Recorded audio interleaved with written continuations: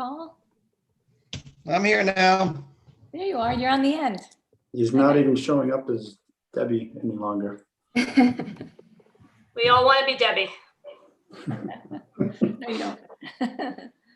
Okay, we are live. Okay. Hello, everybody. All right. All right, thank you. This is the April 21, 2021 meeting of the Southborough ZBA. I'll begin by reading the governor's notice. Pursuant to Governor Baker's March 12, 2020 order suspending certain provisions of the open meeting law, General Law 38, Chapter 18, and the governor's March 15, 2020 order imposing strict limitations on the number of people that may gather in one place, this meeting of the Zoning Board of Appeals will be conducted via remote participation to the greatest extent possible.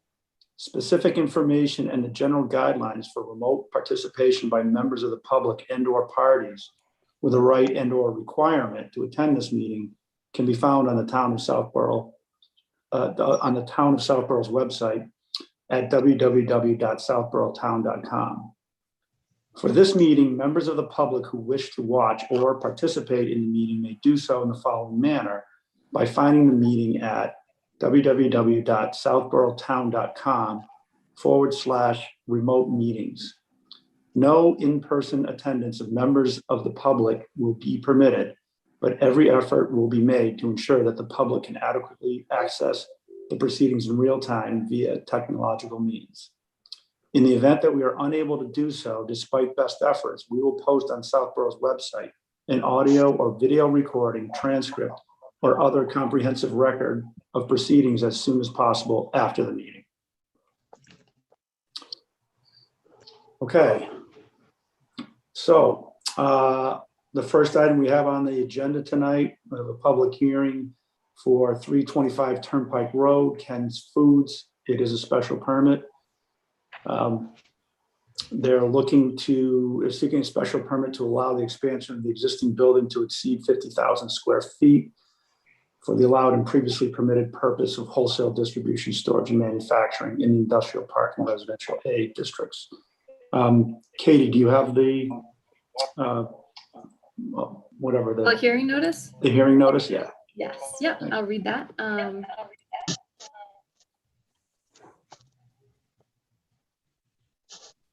Just a moment. I have the wrong one open. Sorry. What a night.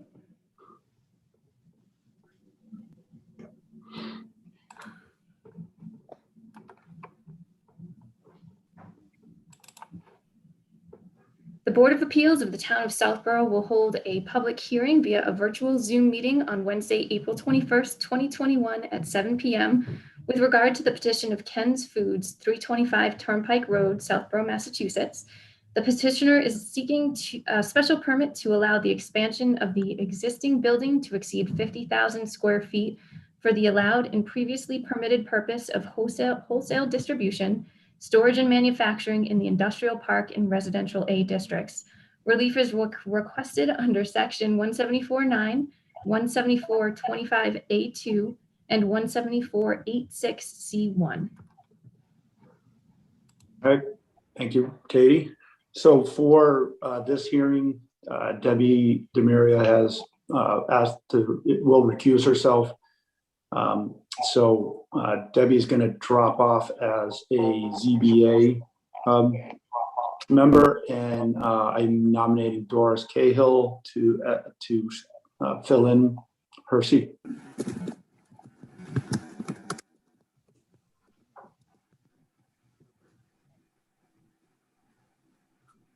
All right. So Debbie,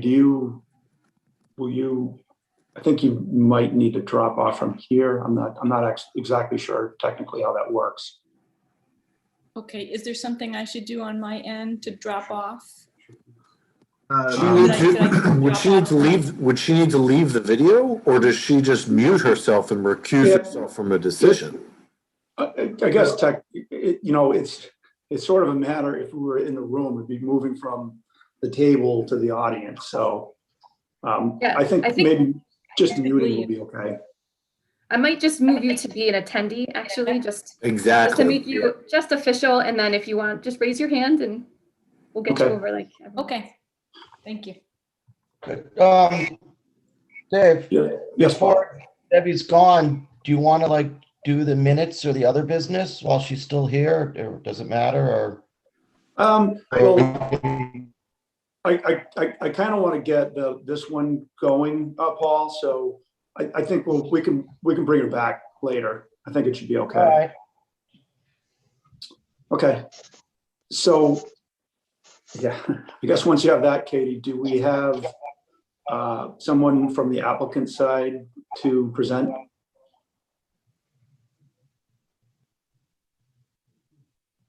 Okay, you got that step done. I'm bringing Mr. Pizzoni over, and if there's anybody else he'd like to bring over, you just let me know, and I can do that. Okay, yeah, Mr. Pizzoni would be good.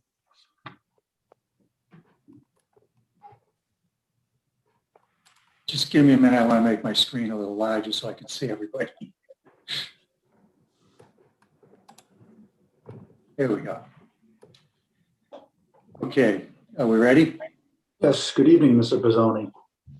Good evening, and thanks for taking the time and putting us on your agenda this evening.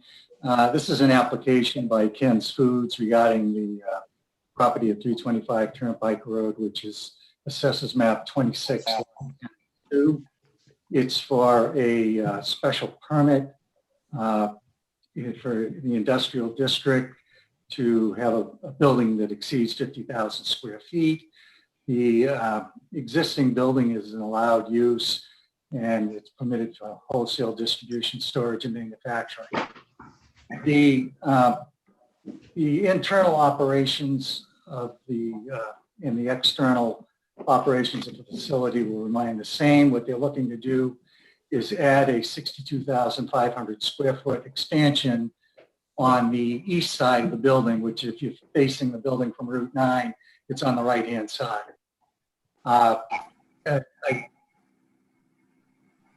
The added tax benefit to the town, the positive steps of non-economic development in the area, impacting any of the environmental issues in the vicinity, and we're going to be staying virtually that already exists. The operation and the type of activity that's going on there and the visual consequences, just in the development rate, all meet the standards. I submitted a memorandum to that effect. But before we start, I probably would like to run through a quick history, because although a few of you may have been on the board when we've been before you in the last 7 years, there have been 3 different permits that have been granted. And I just kind of want to run you through that so that you know the chronology a little bit better. Can I just interrupt for 1 second? I'm sorry. I think Mr. Doty is asking to come over. Mr. Pizzoni, does that sound right? And is that okay with you? Yes, Really? please. Why don't you bring Mr. Doty over, and I believe Mr. Bourne should be on as well. You could bring him over. Jim Bourne represents Ken's Food. He's the site operations facilities manager over there. And Scott Doty is the engineer for the project. He'll walk you through the mechanical condition once we get to that. Thank you. Right? Okay, thank you. All right, so back in, well, before October 2014, this site was used by 9X for operational facilities for their operation. All their trucks and everything were going in and out of there on a regular basis. In 2014, it had been converted to utilizing the space that was there just for the distribution and storage. And in October 2014, Ken's filed an application for special permit to allow 24/7 operation at the facility. In October of that year, it was approved, and the application and the approval was very lengthy because there were issues potentially relative to noise that was being generated on the north side of the building. which is the side opposite Route 9. And the neighbors there raised a lot of issues relative to the opening of trucks, the backing up of trucks, the loading of the facilities, trucks sitting there and idling. And those neighbors were probably 100 to 100, their houses were about 100 to 150 feet from the facility. So we went through a process, we did some testing, and we found that Ken should do something to possibly address that. And we agreed to build a sound wall at great expense on that side of the building to block and hinder any sound leaving the site. After that point, I don't recall getting any notice, claims, or filings by anybody of sound noises at the facility after the site was approved. In October of 2015, Ken's came back, and although they were allowed to operate 24/7 already, they wanted to expand the footprint of the building. The building was too small, and what they were having to do was bring trucks back and forth from their Marlboro operation, which really increased the number of truck trips to and from the project. So in 2015, they brought a special permit application in to expand the footprint of the facility and turn the inside into internal automation to make it work more efficiently, so there'd be less employees at the building as well. That was approved in December of 2015. And at that time, it was determined in that decision, and that was an expansion of 145,000 square feet. So that's 3 times, almost, well, or 2.5 times what we're requesting now. And that was built. But in that decision, it also noted that the wall did not need to be moved. There had been no sound complaints, and secondary wall did not have to be built. So then we come to May of 2016, when Ken's filed a special permit for an addition in the location where the current addition we're before you for, but for 95,000 square feet, and to be able to go to a height of 65 feet, which was required a variance. So we applied for a variance and a special permit, and in August of 2016, that was approved both for the height and for the extra expansion of 95,000 square feet. The only other activity that's taken place there has been a wall sign was approved by this board in April of 2019 as well. It should be noted that the variance and the special permit to build the 95,000 square feet where we're proposing the 62,500 square foot addition now was never acted upon. And because they didn't want to go to the height, and it kind of ran its course. And we felt because we were coming back in, and although we were building a smaller addition than was approved at the 95,000 square feet on that end, that we still should come in to have a slight modification done with you to create and allow us to build the 62,500 square foot addition on that right side of the building. The only difference between that and the 95,000 square foot addition is this addition only goes about 2/3 of the way to the back of the property. So you're going to have a jog at the back of the building. The original application was for it to run the whole length of that building. Now, I just want to reiterate before I turn it over to Scott is that since that time, I had not heard any other issues relative to sound at the site until last March or February, at which time we contacted the building inspector, we spoke with the police department, we spoke with Debbie Demaria, who's recused herself, and one other abutter who had raised an issue. So there were 2 abutters that raised an issue that they were hearing some sound. We took that, we looked at the prior decisions, the building inspector made the determination that we had complied with all the requirements under the original approvals, and that if there was going to be need for us to do anything here, a sound study or something substantive would have to be prepared in order to determine whether or not we violate DEP standards. Ken's I found an email today that I had sent to the building inspector last year at this time saying, look, we know that the abutters don't want to pay for this. Ken's is willing to pay for it so that we can determine whether or not we're violating DEP standards and the sound and the noise, vibrations and all of that. I did tell her I was hopeful and that Ken was willing to do it as long as people could live by the decision. We had that study run and it came back basically, and the building inspector confirmed this with us, that we didn't exceed the decibel rating or the high frequency.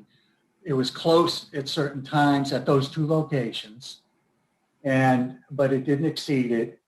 And also that Ken's has an exemption because it's manufacturing and it's food products and refrigeration is allowed under DEP standards. But the bottom line was the report came back saying that we did not exceed DEP standards for these requirements. As you'll note in the 2014 decision, the requirement to trigger Ken's and any issues with Ken's was a study that would have shown that we violated or we exceeded DEP conditions. None of that has happened to date. I understand that Debbie's frustrated, and I know that the other participant who raised issues on sound at the time, Chuck Hagedorn, I believe his name was, has moved since then and actually did get full price for his house. And I'm not sure the noise ever entered into it as a factor. I would point out that there were no other complaints filed with the town, with the police department, with the Board of Health, and with the building department that we're aware of other than those two people, those two locations. I took it upon myself last spring to check in with some people along Flag Road and more importantly at Eastbrook Farm Road, which is closer to the facility on the Flag Road side to Ken's facility and where the loading and unloading goes on and the trucks are parked today. And nobody over there could confirm that they were hearing any noise or that they had any, and none of them had filed any complaints. So I just want to point out that if you look in the study, it also points out that part of the noise that was being heard up on Flag Road was coming directly from Route 9 and coming from 495. So Ken's has, and I want to say this now, Ken's has and will continue to work with the community to try and do what is best for them. They spent over $250,000 on a sound wall now that's just sitting back there with parking, people driving by it to park the workers that are in the facility, and that's it. But it has to have a reason. And if we are violating DEP standards, DEP should be brought into it. I know that Deb has looked into it, and that's great. If they come back and they say that Ken's needs to do something, we're going to have to do something. But I don't think it's the purview of this board to look at that, because all we're looking to do is an addition at this time. It's going to have no activity out on that side. And at this point, I'll turn it over to Scott so he can walk you around what's going to go on with that addition. Thank you, Bill. Katie, do you have a plan, or you want me to share my screen? What would you prefer? I'll allow you to share if that's okay. I don't have Okay. any of your documents. All right. But I don't know. I got dual screens here. I may have to pull it over here. I don't know. Let's see what happens here. Oh no, I can grab it. Great.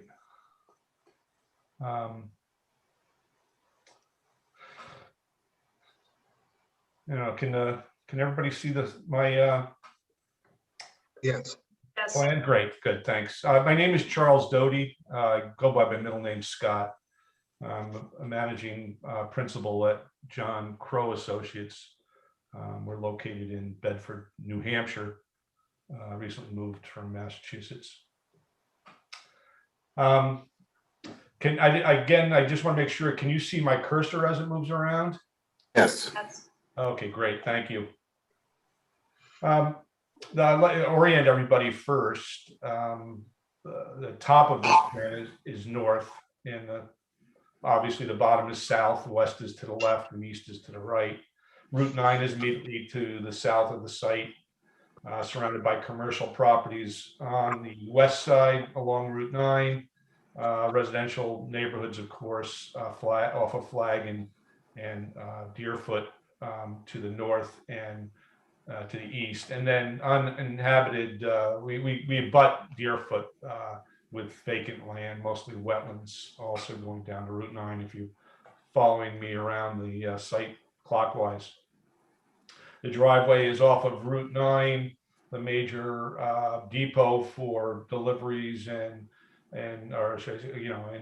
pickups for the warehouse are along the west face in this nook here, so to speak. And the proposed addition is on the opposite side, on the east side of the existing building, a 62,500 gross square foot addition. And as Bill had pointed out earlier, it takes up about 2/3 of this west side. In fact, the existing parking lot that exists at the northeast corner of the building is going to remain in place. We're nipping a little bit of the pavement of that. And that detention basin that we built over there in recent years, improvements that we've made at the warehouse will remain, also be some reconfiguration of it. You can see the closest that the new addition comes to any of the property lines is over 300 feet, 319 feet back to residential abutter on Deerfoot. Other than that, the addition is going to be well surrounded by heavily wooded wetlands, for the most part to the east and to the northeast and southeast. The addition is likely going to be invisible for westbounders on Route 9, and the facade will be collinear with the existing facade, so along the south face of the building. So it will appear across the views across the large lawn to the south of the building. You will be able to see that south face of the building. One thing that we want to point out is, I guess, in the square footages, if anybody's doing the math, things may not seem to add up, but in 2019, Ken's Foods took it upon themselves to remove the loading dock facility that they hadn't been using anyway on the north side of the building. And so some square footage, about 3,600 square feet, had been removed from the building in 2019. Those are really the basics. I'd be happy to answer any questions anybody has, but if you think if you need any more information, I'd be happy to fill you in. Is there something you wanted me to cover, Bill? No, other than that, we have had conversations with conservation because a slight corner of the building will be within the 200 feet of the wetlands, but it's already in disturbed area, and all infrastructure work in the drive for the emergency access to continue it around that addition will be in pre-disturbed areas. We'll also have to go to planning board at some point to have them look at this and look at the circulation to make sure that it is appropriate and adequate.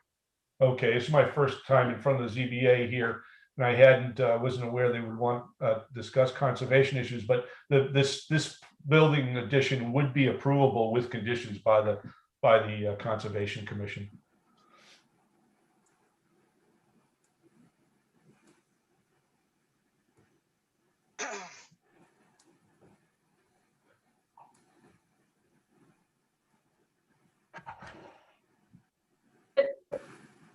Okay. All right, so you're set for now, Mr. Doty? Yes, I am. I'd be, I guess I can stop the share here, so I'm not taking up everybody's screen. We can always come back to this. Yeah. There we go. Okay.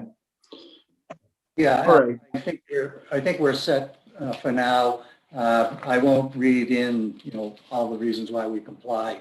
I'll wait till at the end of the hearing, or you can just take my submittal as our discussion relative to that. Okay. All right. Paul, do you want to start off if you have questions for Mr. Pizzoni or Mr. Doty? Sure, I guess. Got a bunch of notes, so bear with me here a second. So, as Mr. Pizzoni, I guess, already said, that there was an expansion approved a couple of years back. I do recall that because I was sitting on the board at the time. And so, I guess my kind of general question is, how is this expansion any different, or why is it different, and why can it be smaller, or why do we not need the height that was approved at the time? The answer to that is, Paul, is that with the automation inside, we can't go any higher any longer. We would have had to have built it at the time, and it's actually a third smaller. That's all they figured that they need, and they would be maxing out. Okay, I guess like the second part to that, which I don't, that's more, I guess, another just general question, even for any of us also on the board, is if something was approved, does that expire? Like, I know a building permit would expire, but does our previous The variance would have expired. It's a question that I didn't want to have to pose to the building inspector at the time, because your board approved them both under the same permit the last time. So I felt it was easier to come back for a modification and to put it all out there, especially where it was small. Okay. So I guess one comment I have, because I know it was an issue, from some of the last, some of the last times that you've been in front of us, was traffic and trips in and out and trucks making the U-turn there on Route 9 instead of going around. So I will say, as a compliment, I don't see that as much, or I don't see it as bad. So somehow or another, that concern got across, and I don't see it as much. But does this expansion, I think you mentioned something about it, does this increase, will this increase traffic or trips in and out in any way that would cause, concern, or more concern than there already is? It is my understanding that it will not increase traffic flow, because by doing the expansion, cut down on some of the traffic that was coming from Ken's manufacturing plant in Marlboro. They're not going to have to come over as often as they were. And I can let Jim Bourne speak to that, since he's the logistics guy over there. So you're saying this might actually decrease trips in and out? I'd say it would be neutral. I mean, today we store today we store at the facility, and then we bring the product over as needed. Now we'll just manufacture and bring it all over at the same time. It'll be just basically a wash. Okay. So currently there's some concern, and seeing some of the other letters written in that, the noise levels.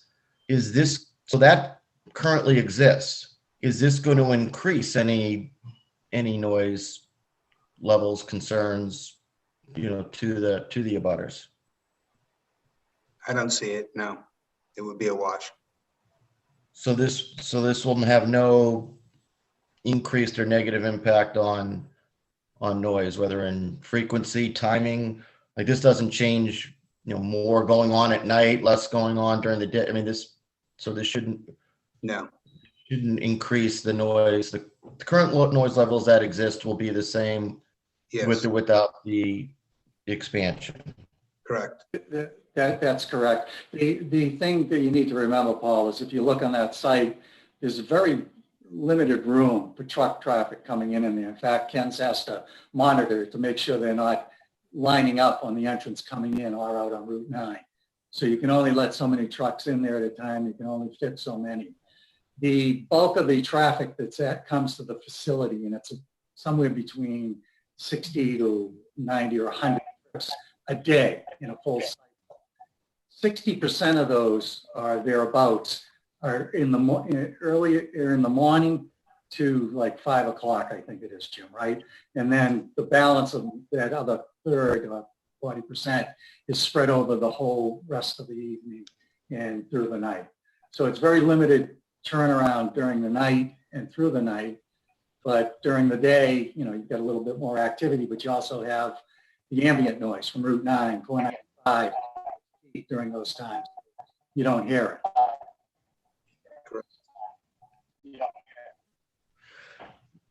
So then I have two of our usual type questions or concerns that come up. Is there any additional lighting that's going to be in place on this addition that might be, negative to the any abutters, especially I guess on that east side there, towards the Deerfield, where the expansion's going? I would suggest, and I'll let Scott talk to this if he wants to, that it will remain similar to what's there on that side of the building. It shouldn't change, but that's going to depend on your planning board. Okay. Pretty anticipate. And then, yep. There should only be the same level, low level security lighting on that east side that is currently used. Okay, and then that corner where where the proposed expansion is to go is, I guess, near to wetlands. And just a general question, will there be any increased runoff or drainage? The stormwater, we're going to have to from this. Yeah, we're going to have to increase the capacity. We have an underground infiltration system on the site, and we're going to need to increase the size of that with a separate, smaller storm infiltration facility, or else enlarge the existing one, which is under the south lawn. But we will maintain the existing rates of runoff for the site. The only other thing that I see is from a letter that was sent to us from Debbie with some concerns and some ideas. And one of the things point that was made I thought was kind of interesting is, and again, this really doesn't have much to do with the expansion, and if it's not increasing it, it should doesn't make it any worse. But if trucks are idling, that there's a possibility that they could be put under electric power as opposed to still idling, which might decrease noise. Is that something that could be done or considered, or is that possible? Jim, have you looked into that? Because I know we did talk about that at one point, if it was an alternative, but I don't think it shuts down refrigeration units themselves. That's Yeah, I don't think that that's a viable option at the moment. Okay. I don't have any other questions. Thanks, Paul. Doris, did you have questions you'd like to ask? Just from my connection, if I could get some assistance from Katie, I'd written out my questions, and if she could just assist me read them. I'm very remote on a very small phone. Right. Yeah, I don't know if we lost Katie. No, I think she's still here. She's still here. She could put those up. I'm just pulling up your document. Yeah, yeah. So Paul's actually somewhat addressed. I may not do them in the order I wrote the letter. I'm going to go probably the simplest. So Do you want me to try to read those, Katie?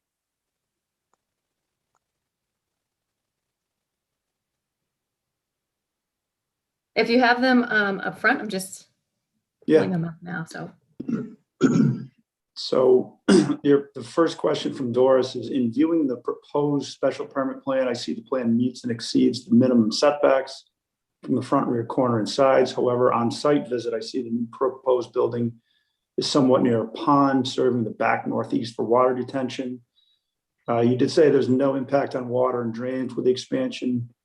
Would representatives briefly confirm or explain further the proposed building excavation impact on ground soil? Is there no impact on the pond, and the soil not be bulldozed to another section of wetland? So I think it's really about, is there any impact onto the wetland? yeah, and Paul's kind of addressing it, and I in his question, and I think Mr. Doty started to answer it. It's the slightly different angle where they're recognizing the filtration is going to change. But if you could just add to that and further explain it, how that is going to impact wetland, and where's that dirt going to go? And I think I heard that the expansion pond may have a secondary or different configuration ultimately. Yeah, I'd be happy to answer those questions. The last point you made, I don't quite understand, is that the existing, I'm going to share the plan again. It's probably best, right, if I do that. Thank you. Yeah, thanks. Sorry about that, George. Let's see here. Yeah, this is the one I want to share. Gives me, I get like too many choices here. All right. In this area right here at the northeast corner of the proposed addition and the existing building, in this area right here, is a stormwater treatment pond that we put in to treat the stormwater runoff from the adjacent parking lot there at the northeast corner. Mm-hmm. So that was the purpose of that pond, and its configuration and its capacity will not be impacted, or the treatment work that it does will not be impacted by this addition. The roof water will go to I believe Ken's Foods prefers a separate stormwater infiltration facility for it immediately east, maybe under the fire access road that goes around the building. That's those two spaghetti lines there going around the east side. But in this area here, which will infiltrate the ground, infiltrate the clean roof water into the groundwater, just as if it had fallen onto the grass and the soil that's in the area where the addition is proposed.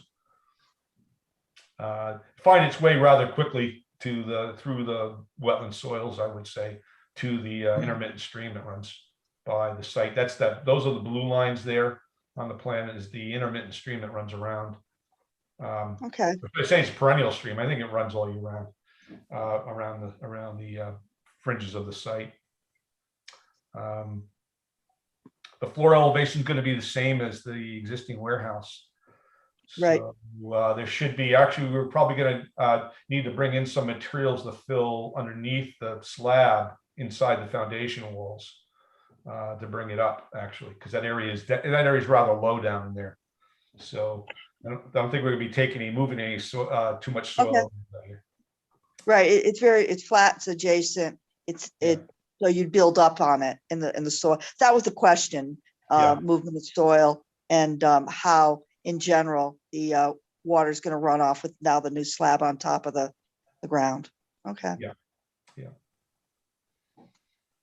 So have I addressed all your questions, or did I?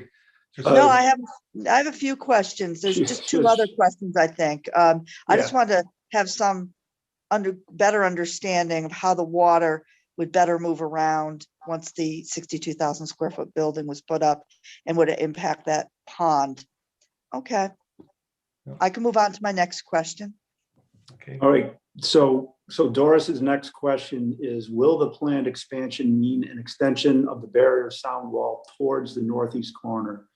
I am concerned if abutters perceive an increase in noise level with the addition. If there is no butter issue, then I am fine. Yeah, maybe I can expand on that. So I'm actually very unfamiliar with the deep history, although I've read through all the application of the history regarding the noise barrier and how it got put up. So my question came from a different angle. I'd gone out to see the site and I said, wow, that's a big sound barrier.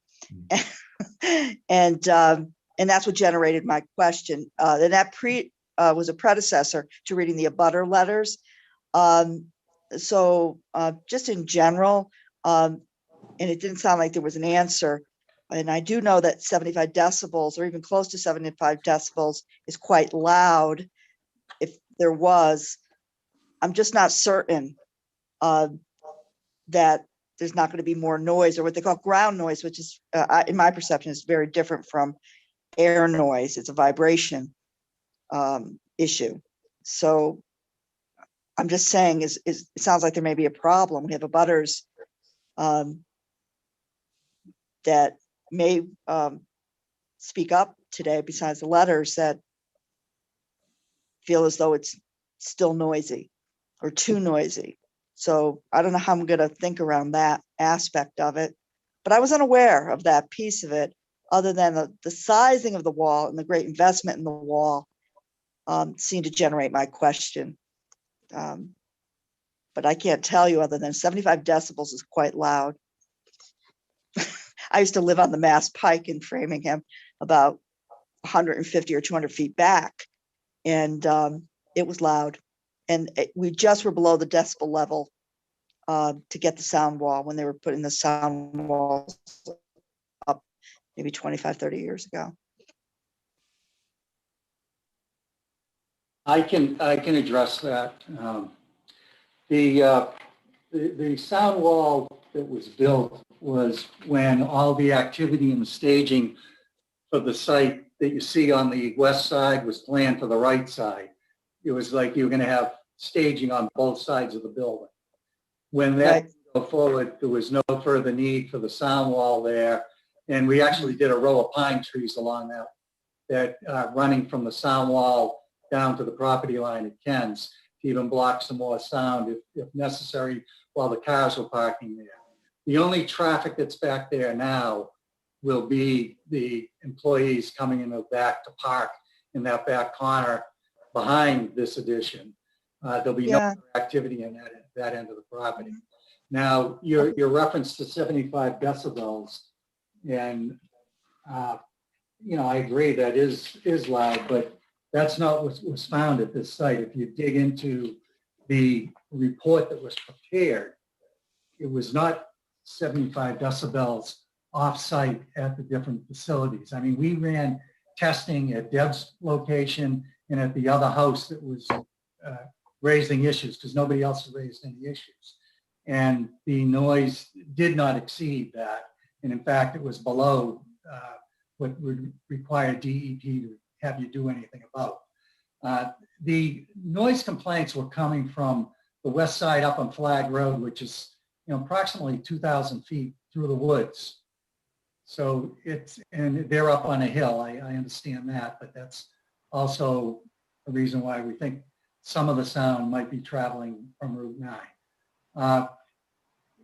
Ken's isn't running away from this problem. They need to understand that. It's just that they've done one study, and the study came back and said, we're okay. We did other things since then, and I think Debbie can confirm this as well. I'm just looking, hang on, I had a list of stuff that Jim had done. Yeah, okay.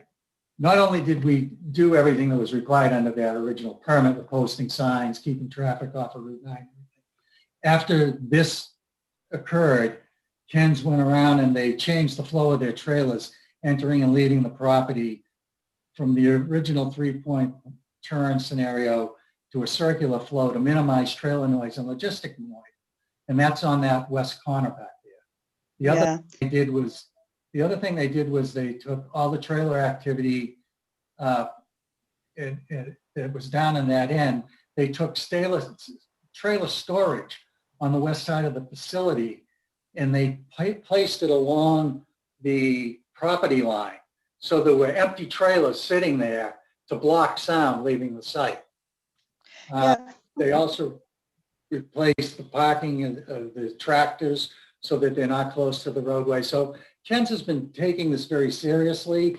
They're trying to do what they can. And, you know, if it was a fix that wasn't $500,000 with a new sound wall or something, they'd probably be willing to do it. But under DEP standards, they're not required to. They're willing to continue to look at this to see what they can do, but we're not sure what the issue is going to be. And Deb can reinforce this. I called her before this meeting back in March and before we filed to let her know we were going to be filing. And I had asked if there had been, you know, continued issues since last spring. And she told me that it was limited until probably December, January. Then it became a little bit more noticeable, or maybe a lot more noticeable. Right. Okay. So no, I'm getting a very thorough understanding of what the issue is, and just a sort of a follow-up question to that. And I may be getting over my head here, but possibly not. In the vibration aspect of the manufacturing plant, and one of my concerns actually on the Ken aspect is the vibrations. Is it just solely the trucks, or and I have never been inside the facilities, the vibration coming, has there been a look at putting what they call vibration equipment to mitigate what rumbles through the ground? I've seen like roof vibration systems, because ultimately it could not just be the trucks. I'll turn to Jim for that, but I've been inside the facility and it's not that loud inside of it. It's actually pretty controlled. Yeah. I hear you. About like some HVACs because the vibration. Yeah. If somebody else can address this. Yeah, I can address it. Sure. When we were doing the sound studies with the neighbors on Flag, we identified that the noise was from refrigeration units of the tractor trailers. So it wasn't necessarily the building, it was from that. So what we did was we positioned all of our trailers that have refrigeration units across from the bay doors, and we took them out of any storage on the backside closest to the property in the wetlands. That was what we could do just based on what we had, with the feedback we had gotten, but the noise is coming from the refrigerator. Okay. All right. David, I want to keep moving the meeting along. I had one other smaller question, and I think it's my third and only other question, and had to regarding one of the conditions on the previously approved permit. Yeah. I really appreciate the help. Yeah, there's, do you want me to read the whole thing, Doris?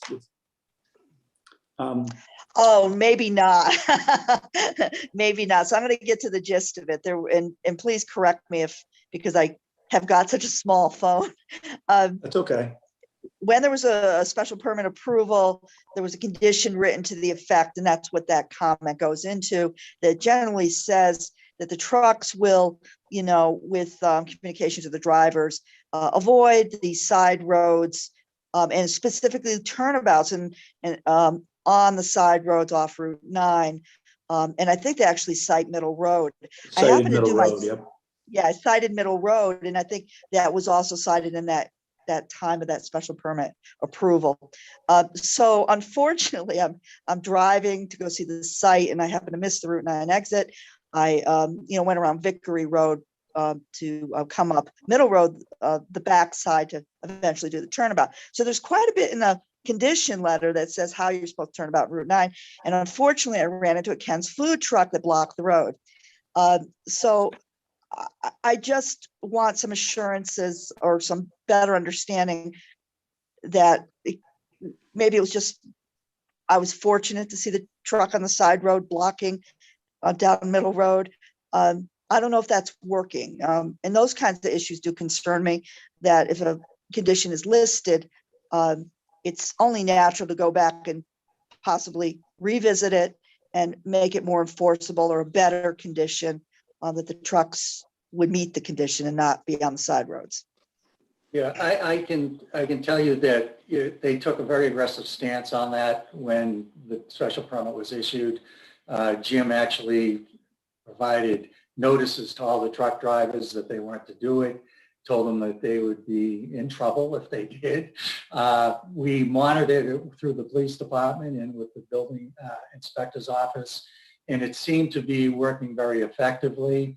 You know, obviously there are going to be random times that something like that does happen. I suggest to Jim that, you know, we can revisit looking at that to make sure that, you know, any off-site traffic is run the way it's supposed to be. There's been no backup on Route 9 any longer. You know, they're not stacked in the driveway coming in. So Ken took it very seriously, because it's a potential issue, not only for them, but for their drivers and for the town. Yeah, it's an issue, and for many reasons besides safety, security, to be off Route 9. It's also wear and tear on the roads that are really built to have 18-wheelers on them. So yeah, it's just raising it. I don't know personally if it's a day-to-day, and if there's only the neighbors would, and I don't know if we have a neighbor joining that's having issue. I didn't see that in the letters or feedback for the meeting tonight. We can revisit what you suggested, communicating to the fleet, definitely. Great. Jim, correct me if I'm wrong, but don't the truck drivers need to use the Middle Road exchange, however, to change directions to get back westbound on Route 9 when they're coming from Marlboro? They're not getting on the local part of it, but they need to use the cloverleaf there by the state highway. Yes, they should. Yeah. We can enforce that. Okay. Anything else, Doris? No, those are my questions, and you know, someone else can go Okay. next. Okay, So- thanks. Okay, thank you, Doris. Thank you, David. I know that Jamie, you need to leave at 8:30. You are an alternate, and as you noted, you don't have a vote, but you can certainly ask questions. Would you like to ask them something now? I would. I just have two, I think, simple questions. My first is that I did read Deb's and number 24 flags, their complaints, which I understood and I appreciate.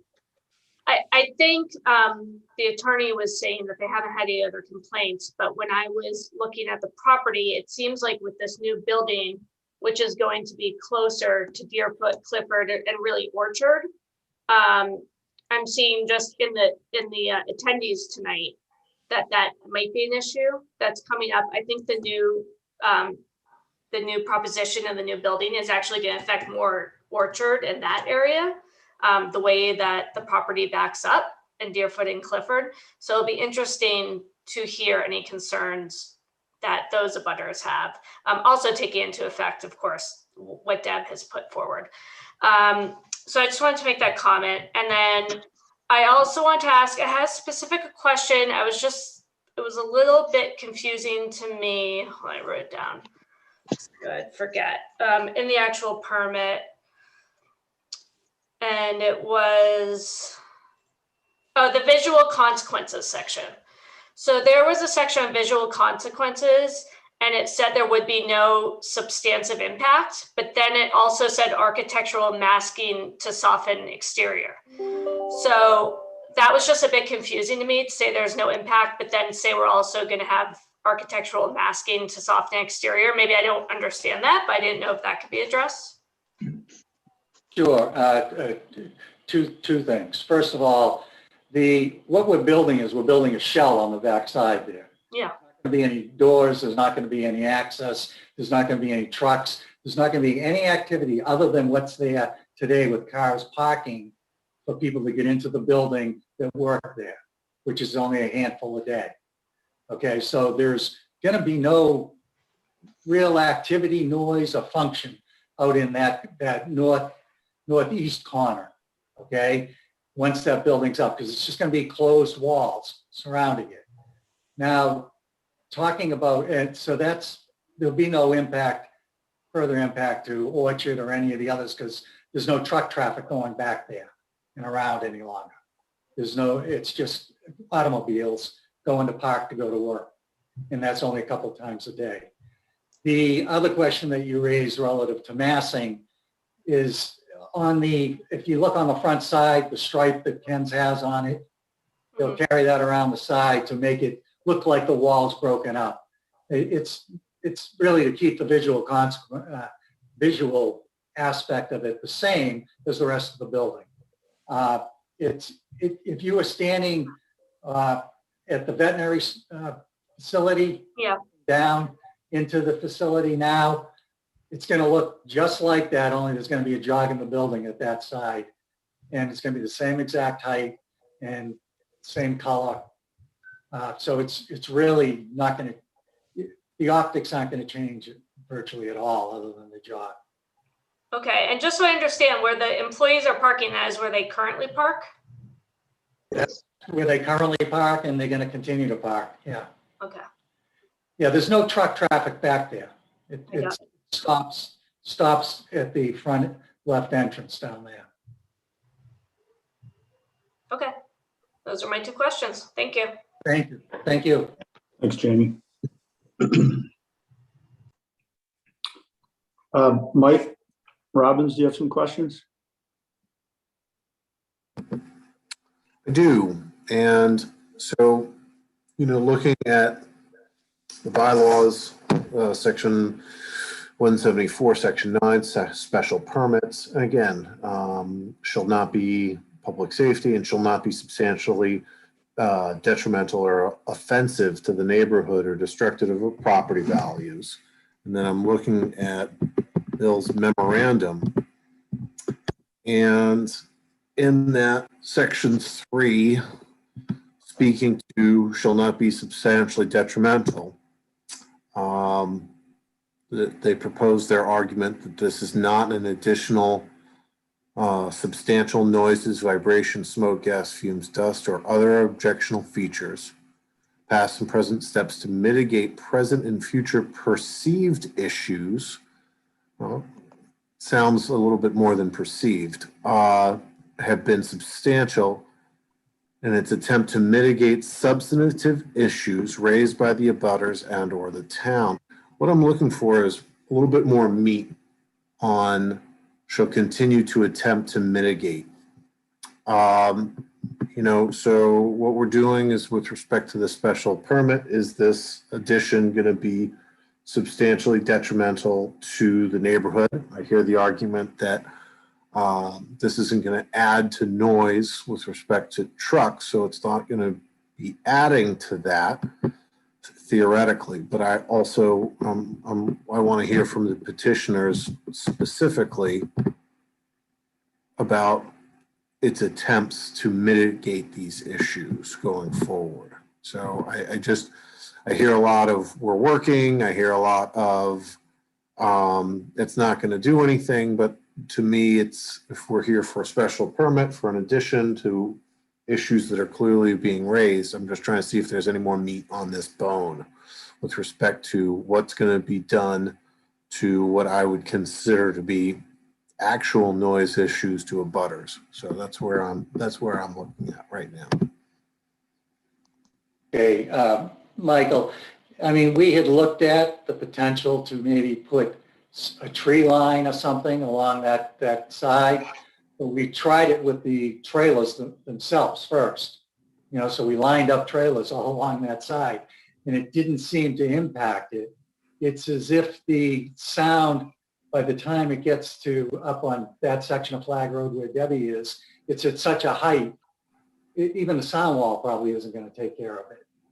I'm not sure there's much of anything that we can do.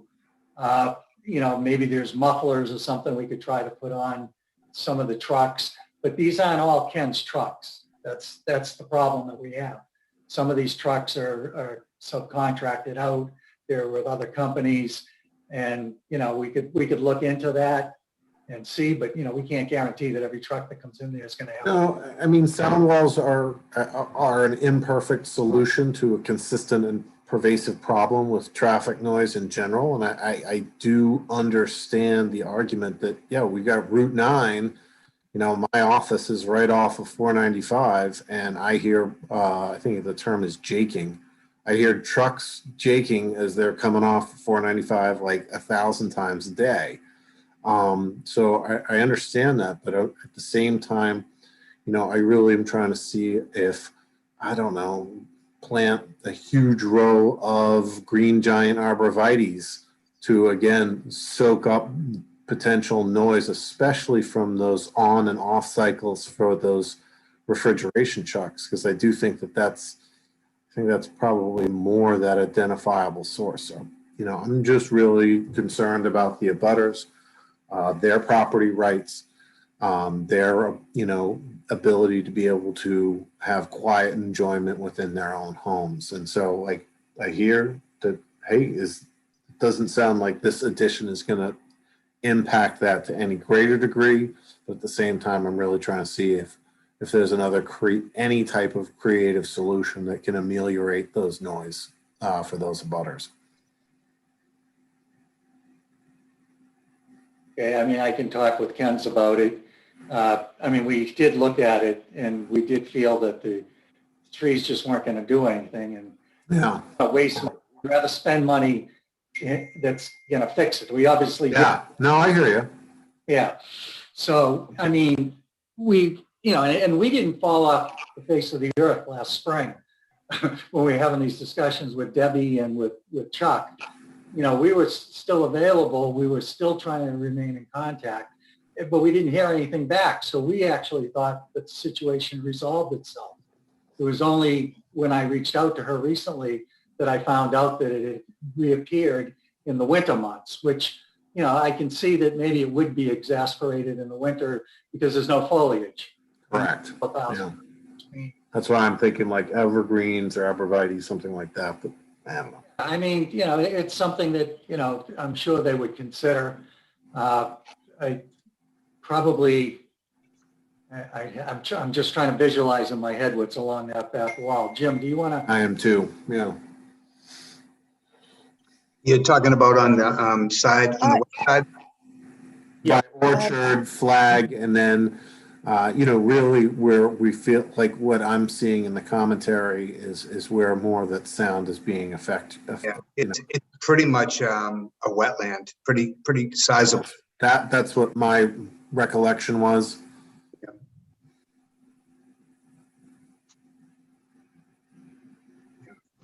But once we open this up for public comment, I'll be curious to hear what some of those abutters say. But let's keep moving this forward. But that was the point that I wanted to bring to bear. Okay, thank you.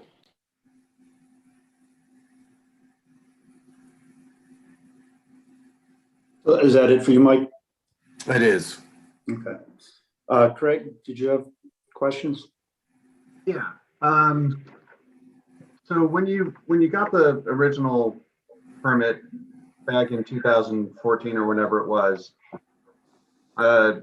it sounds as if the truck operation was on that eastern side of the building, and as part of your sound mitigation, you put up the sound wall at that time to help address the functioning on the east side of the building. Is that correct? No. Most of the truck traffic in the bays were in the location where they are today. There was a bay on the back side of Scott. Yeah, if you put that up, you see the area where he said they removed that section. Mm-hmm. Yeah. Yes. Where there was a bay. There was a bay there as well that was active, that was exasperating all the people on Orchard. Okay. Traffic. Trucks were coming in the back. They were going back there. They were turning around. There was a lot of activity going on there. And we, after lots of hearings, agreed that we would move everything to that western side. So we closed that dock and moved it to the western side. So that's the only other thing we've added over there, is the traffic that was going there is on the west side now.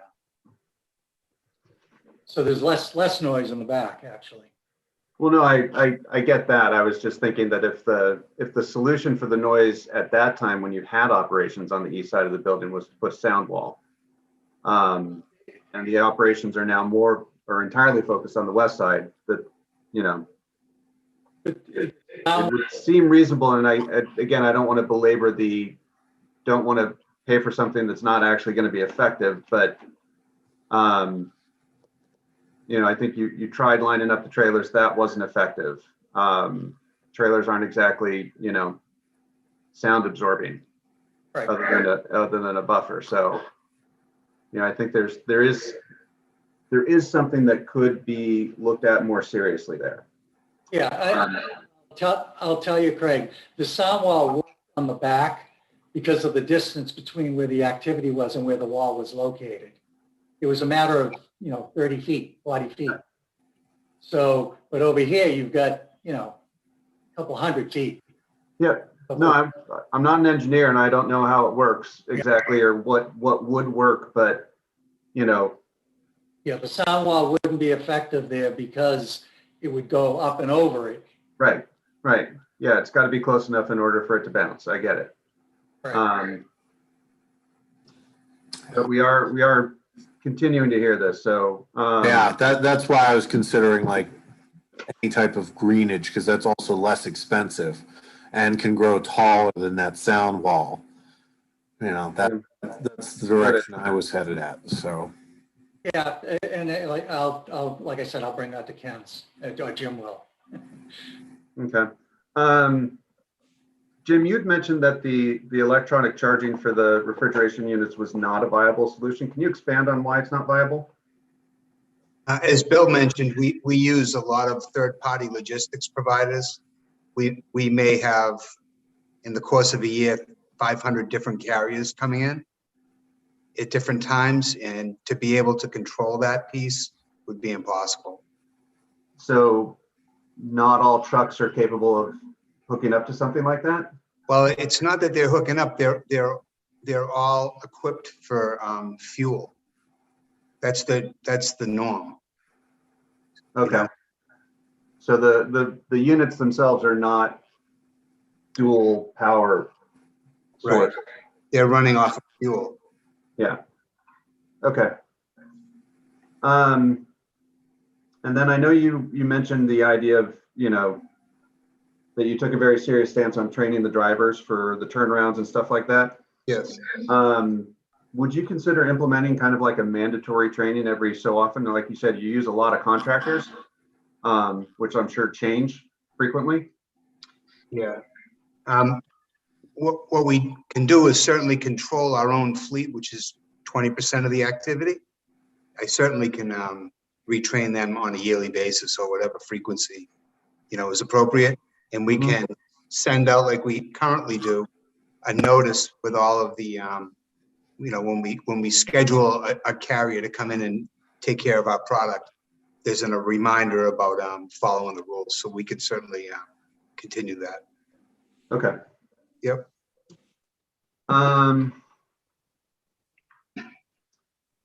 Yeah, I mean, you know, in a sense, I like the idea of the investment in the town and continuing to do business here.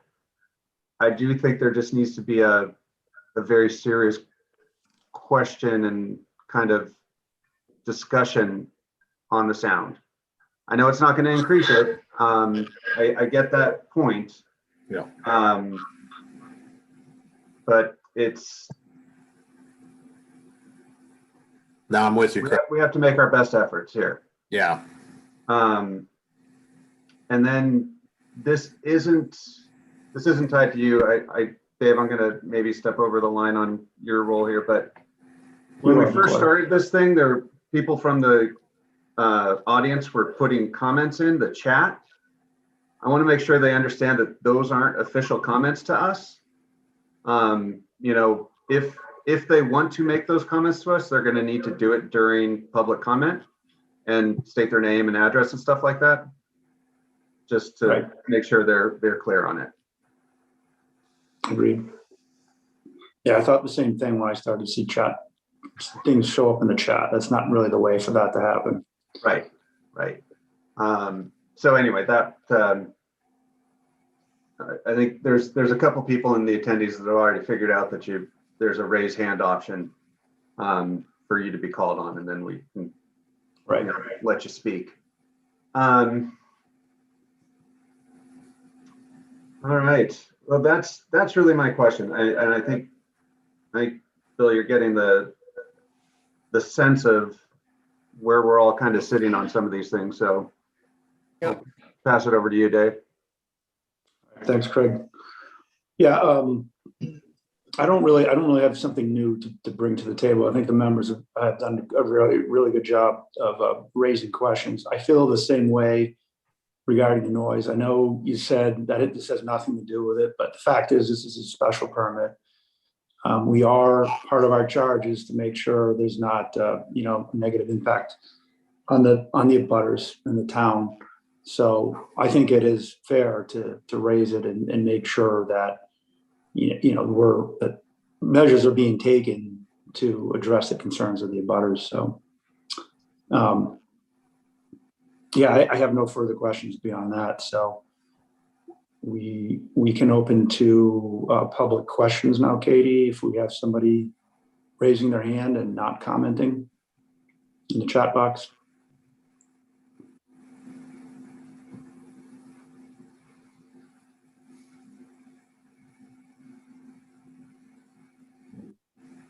It looks like Heather Alker, it looks like you're able to. Hi, it's Heather Alker. I'm new employee in Southborough. I'm interim public health director, started mid January. So I've just been here a couple months, and I guess I would like to echo what I'm hearing from Michael and Craig and David and others about noise concerns for abutters. I had a slightly different reading of the sound study that was done in May 2020. And I guess that would be my main questions about what I heard here tonight was discussion of the final review of Table 2 and how this did not meet noise source per DEP because there's not an increase in sound level by more than 10 decibel above ambient. But at the same time, in the earlier section below Table 1, there's a paragraph that reads, the interpretation of these results is that the 63 hertz sound from the parking lot is likely audible at times at the residential sites. But other non-parking lot sources may also be contributing, such as vehicular traffic from Route 9 and I-495. These types of low frequency sources can be more audible at night when overall ambient noise level drops. The 63 hertz sound level at 58 flag is above 70 decibel for extended periods of time, which is relatively high for a residential area. So that presents concern to me about noise in that neighborhood, and there are health effects of noise. And I think that with this study being done in May 2020, in the height of pandemic closures for businesses and schools, I don't see that there was likely a lot of vehicular traffic noise on Route 9 and 495. Obviously, there was some, but clearly a lot less. On a side note, I feel like the pandemic's over because the traffic is back to where it was pre-pandemic. But anyway, so I have concerns about 70 decibels for extended periods of time. I believe 75 decibels is like a vacuum cleaner. And also from this site, I was sent videos. There is a vibration component to as well, another thing that can impact health. So here at the Board of Health, we're definitely taking this up and going to look at this information. And it sounds like we will be, working with folks in the town and speaking with folks at Ken's about this.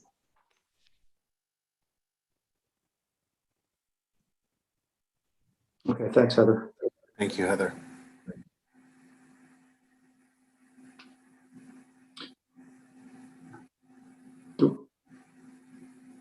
Okay, do somebody else, Katie? Paul last? Yep, we have a bunch of hands. I'm just going to go down the row. Okay, Here we go. just please make sure you state your name and your address before speaking.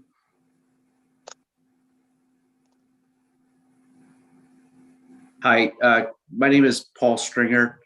I'm a resident on 19 Orchard behind Ken's, and just first want to thank everybody for the comments. I think we share them in terms of concern about the noise, and definitely heard Ken's response and appreciate past efforts. I would just want to say that one of the earlier comments about there haven't been new complaints.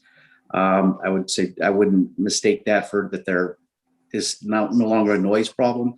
I think people have just stopped complaining because it is what it is at this point. So we would definitely not want to see anything that happens that makes it worse over time. Would also share the comment about the sound study being done in the middle of the pandemic when there was lower levels of traffic is certainly something that I think should be considered as well. So I guess my main concern, living here is that the effect of property values. You can look at this neighborhood and the property value since this neighborhood was built. It's about a dozen homes, average price is around $1 million. Almost none of them have ever made money in sale. And I think you have to stop and ask yourself why. Certainly, being in close proximity to a large warehousing facility could be something that would impact us negatively. And that should be considered as well. Okay.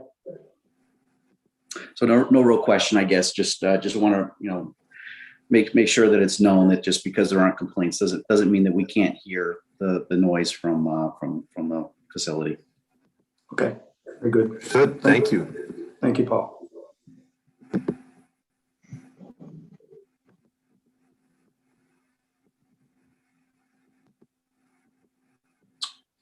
Marnie Houlihan. Hi, yes, this is Marnie Houlihan. So I am presenting as a resident on 26 Clifford Road, but I am also a planning board member. So I did want to speak to that lighting comment that came up earlier, recognizing that lighting would be part of our domain territory. Just as an FYI, we have a new illumination bylaw that we will be putting forth in the May town meeting, which is really to embrace the Dark Skies Initiative and to upgrade to the new technical standards associated with lighting. And should that happen, I think that's something that we potentially would have you consider, recognizing that a bylaw doesn't necessarily get completely approved until you have the governor approve that bylaw. But I just wanted to let those of you, Mr. Pizzoni and the Ken's Foods, they have that in mind as you think about the lighting. So thank you. So I'm now going to remove my planning board hat and put on my resident hat. I did send a letter to the town. I'm on 26 Clifford. It runs parallel to Route 9, and it's probably closer to, I don't know, maybe 2,500 feet away from the Ken's Foods northeasterly proposed expansion. I think with COVID being the silence of everything, and we're all now stuck at home working, we hear everything and we're living in our lives. And I think that is a consideration. I think we're all hoping for resuming of normalcy and going back to an office environment. But until that happens, I think we are very conscientious of what is the noise that occurs. So I do evening walks and I do hear the evening noise. I think, Mr. Bourne, you made the comment that it's the trucks that you are not necessarily in control of. They're contractor trucks that have these kind of refrigerator units that are creating that rumbling noise. I want to I don't know if that's something that can be controlled. If there's any sort of mitigation, I think that would be really optimal.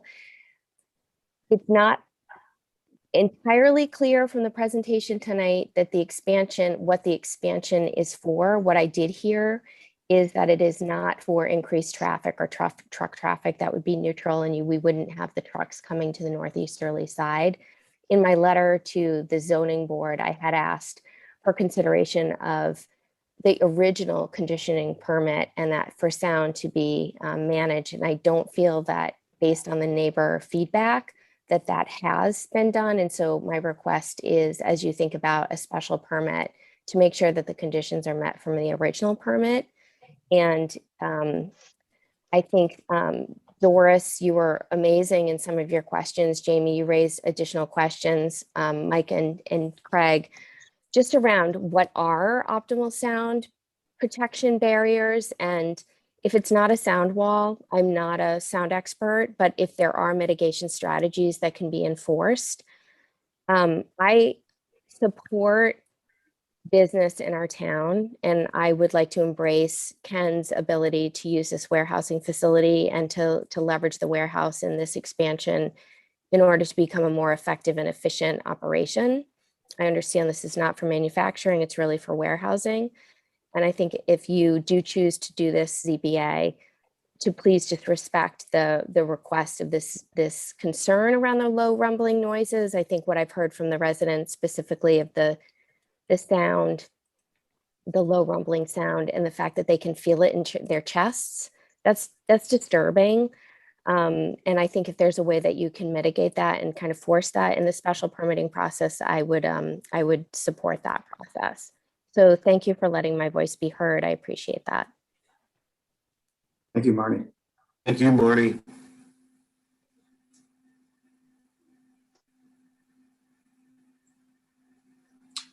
Andrew Dennington.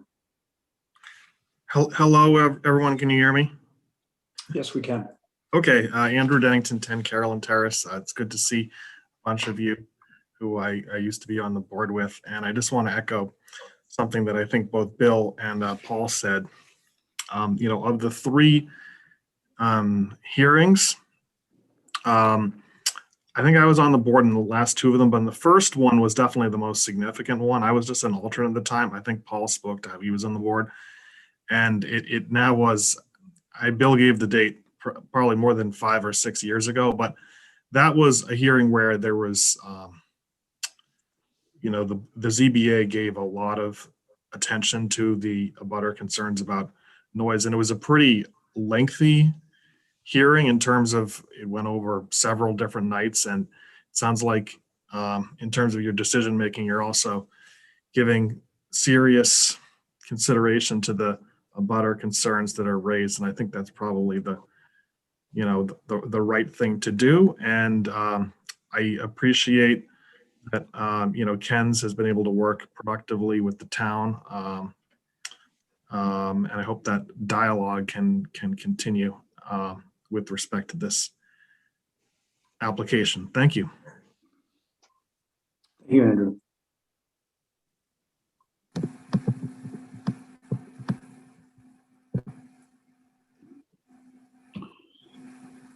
Looks like Robert Johnson is up next.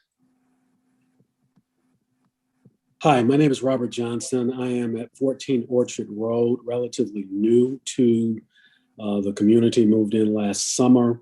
And I don't want to repeat what people have already said, but I do concur about the idea of the noise associated or lack thereof, because we are in a COVID world. We do hear the noise. We have not complained yet, and we're getting ready to. And then oddly enough, this came up. So I think, and I am a pro-business person, I think whatever is done, I think making sure that we put as many stipulations as possible on any expansion or growth that controls noise and lighting and the vibrations. I think the vibrations are something that we have to try and figure out a way to mitigate, if at all possible. Okay. Very good. Thank you, Robert.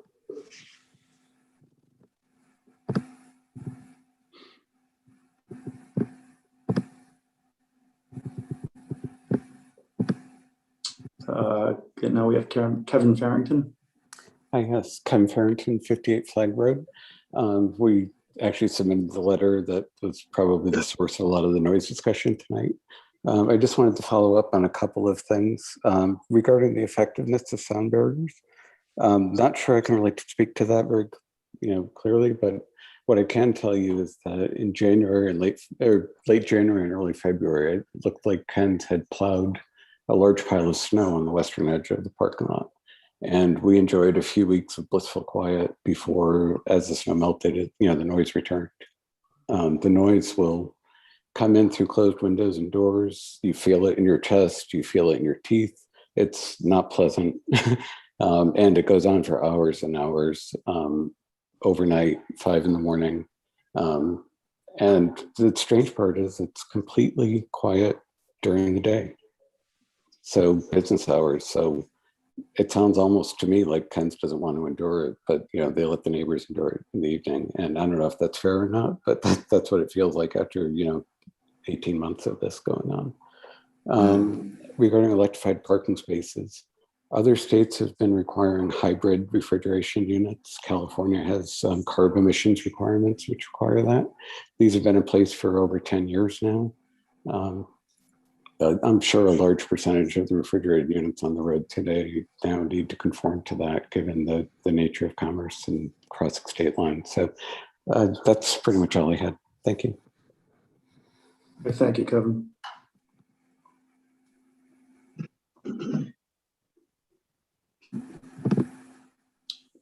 Christian Bellefontaine. Christian Bellefontaine, 12 Orchard Road. Fortunately, I don't have the same conditions that Kevin has. It's certainly not that severe on Orchard, but it's certainly, I echo Robert's comments that I also was getting. It's been pretty good for a while, but this past winter, it just seems like, and maybe it is because I'm home during the day now because of COVID, where I never was before, and you really can notice during the day the trucks and the the refrigeration trucks, and that seems constant. And so first, a couple comments. Just one, I know that I know that Ken's done a lot of things like removing the rear, the northern facing, which made a tremendous difference, at least for the Orchard Road residents. And so I applaud them for the efforts that they've done so far, and I know it seems like they're willing to try and make improvements. So I applaud that. And I'm supportive of them being able, bring more business and expand if they can. But I just I hope that they can look at all of the potentials of continuing that improvements. I appreciate the suggestion that was made by one of the committee members of, giant arborvitaes surrounding the property. But if that, again, obviously determining if that could improve the sound, but that would have the added benefit also of, for Ken's direct abutters like myself and others, that it also would improve the visual aspects. But, that obviously I knew Ken's was there when I bought my house. So I'm not suggesting, that has to be done, but whatever can be done to continue to improve it. And, I hope Ken's continues to take that approach of trying to do their best while still, and then being able to expand in the town. Thank you, Christian. Thanks, Christian.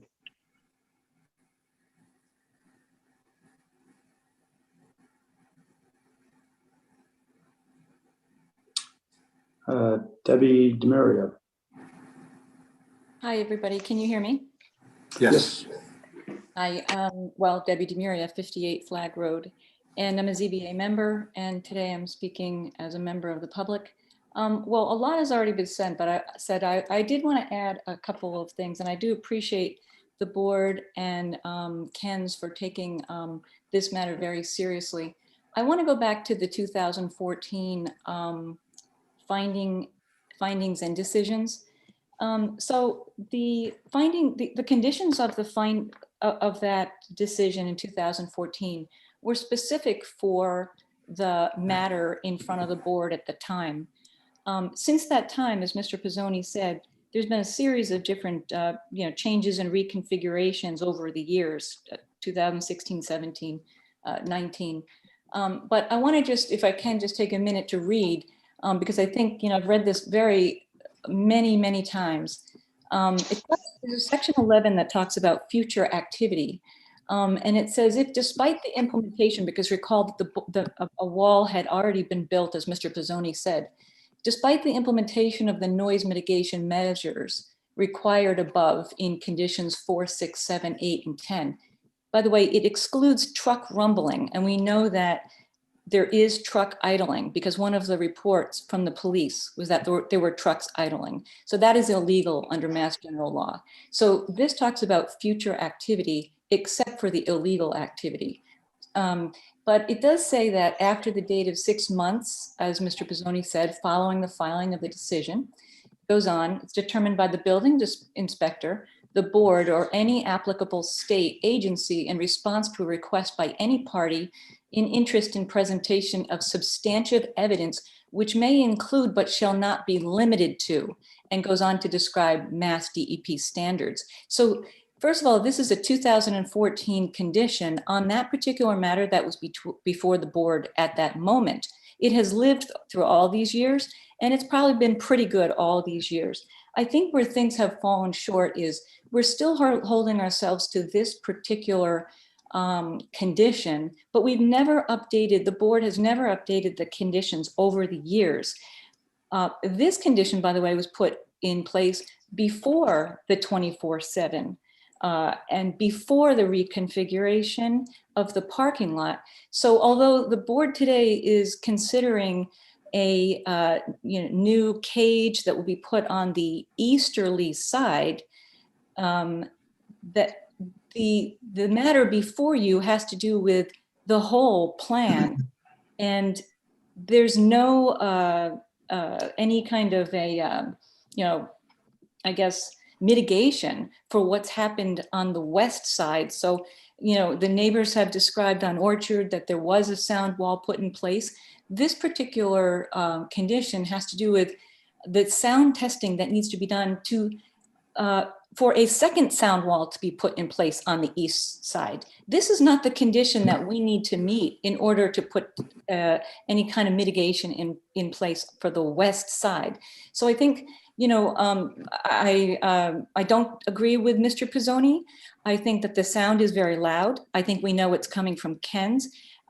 It was already mentioned that we were under the governor's shutdown.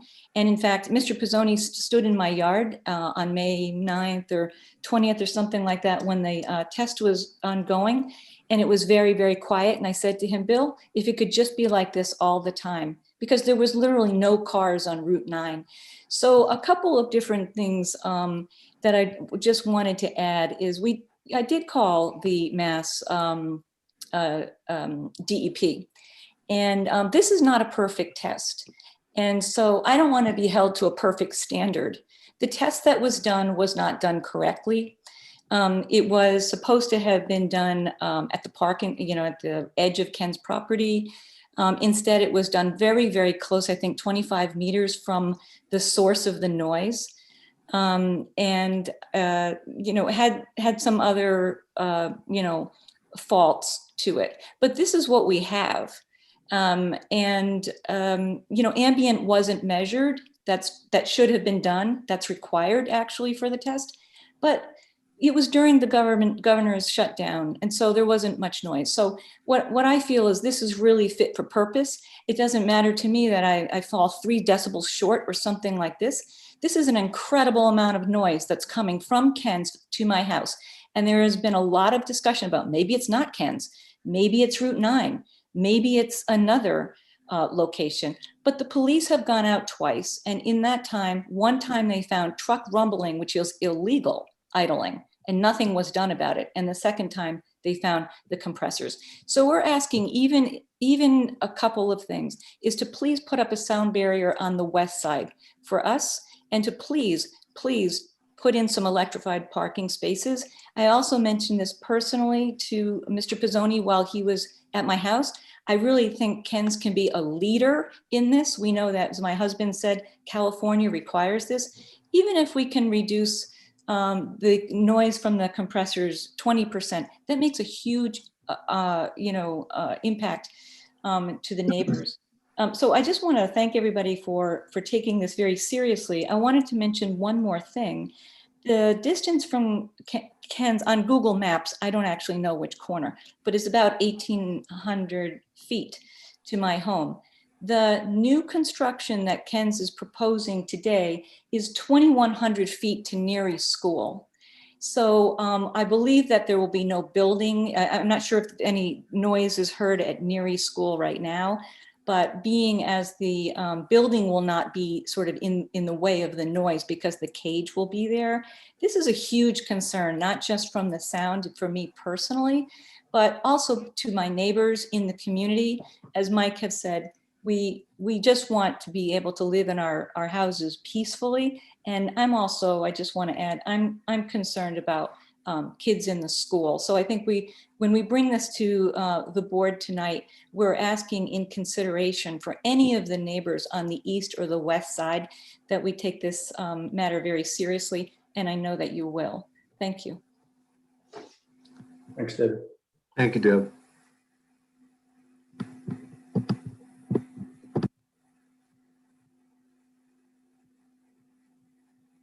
Okay, Michael Moorhead.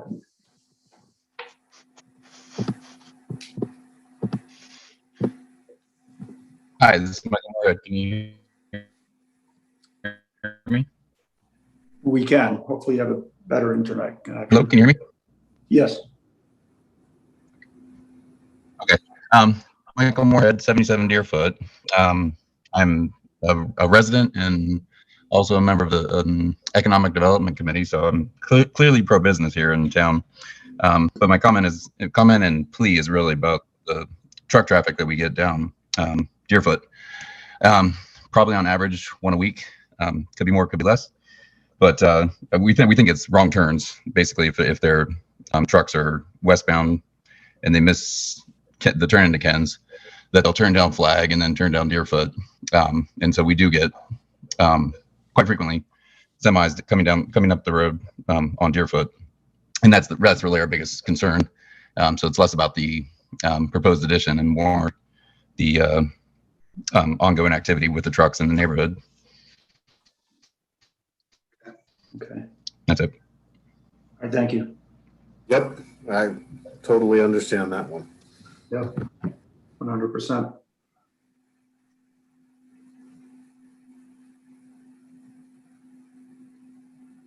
Okay, we have David Sears.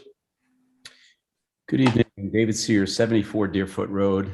We're across the street from the east side of Ken's on Deerfoot. So the proposed building, I couldn't read on the plan that Scott, I think you put up, but there, it looked like the building's coming about 100, 120 feet maybe towards, to the east. Is that about accurate? I'll assume that's about right, since I think you're muted right now. So I have a few concerns. That's correct, Mr. Sears. Okay, great, thank you. So while there won't be increased automotive traffic around the east side, which is great, the building and any noise created, within that building is now 100, 120 or so feet closer. So that is a concern. The building, of course, you just went to, you just covered my notes with your expanding that onto page. Yeah, I'll stop that. I'm sorry. That's all right. I'm good. I didn't realize it covers everybody's screen. So. That's okay. Yeah, it goes to full view. So the building, this isn't a criticism of Ken's building. It's a criticism of commercial buildings. It's extremely unattractive. We're above it. In our a couple of neighbors next to us that are above it, and so we're looking at the east face and then of course the top of it. So it's really unattractive. So moving it again another 100, 120 feet closer, I can't see how that isn't going to be worse. So I did want to get a little bit more information about what the side of the building was going to look like. You said the same color, but I'm wondering if there isn't something even better than that. Number three, we do hear significant noise. We always have, emanating from Ken's, and throughout the night if they're working throughout the night, whenever they're working. We have 2 bedrooms at the front of the house, and depending on what was going on, over the years at Ken's, if you wanted to sleep in those bedrooms, you did need earplugs because it's really loud. So the question is, what will Ken's do so that the building will not further worsen the view, the noise, and maybe my property value? I really, that's subjective, right? It's the buyer, but if it's another 100, 120 feet closer, it's not going to look better. So it's going to look worse. That's it. Thank you.